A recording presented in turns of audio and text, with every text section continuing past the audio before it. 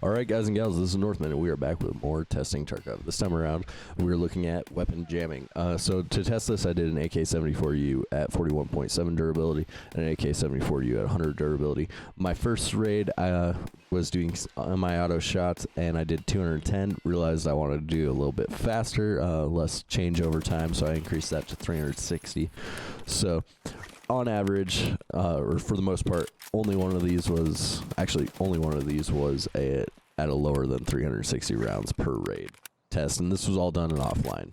So what I found, we'll start with the 100% durability AK-74U, and it's important to keep in mind with these numbers that this isn't going to be after 1,000 rounds you have a failure or anything like that.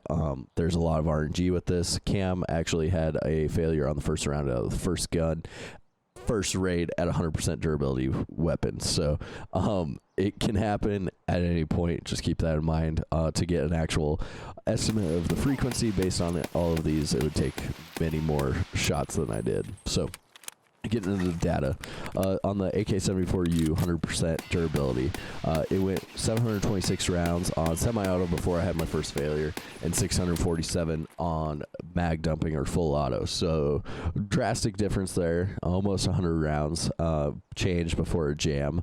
So consistent with what they've been saying, that you will have more frequent jams. Interesting thing was when I looked at the AK-74U with 41.7 durability, I had 1,093 shots before my first jam, and then that was on semi-auto, and then on mag dump was 573.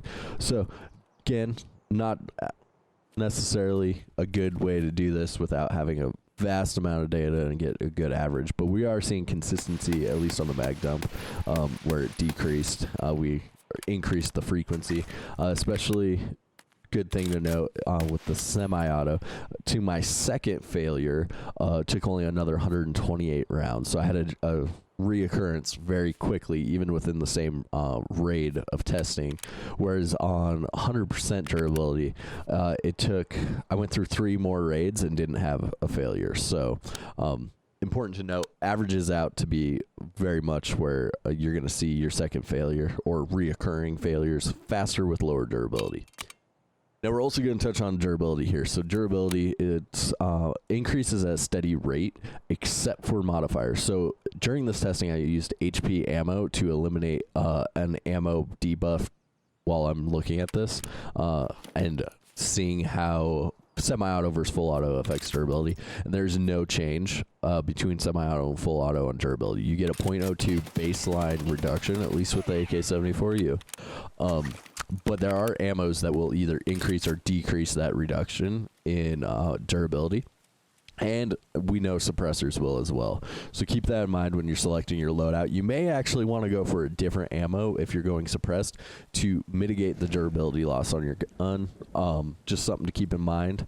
Other than that, everything came out very clean and consistent through all of the testing on durability. And yeah, if you guys want to see anything else tested like this, please leave a comment down below and let me know what your favorite part of the wipe has been. All right, catch you on the next one.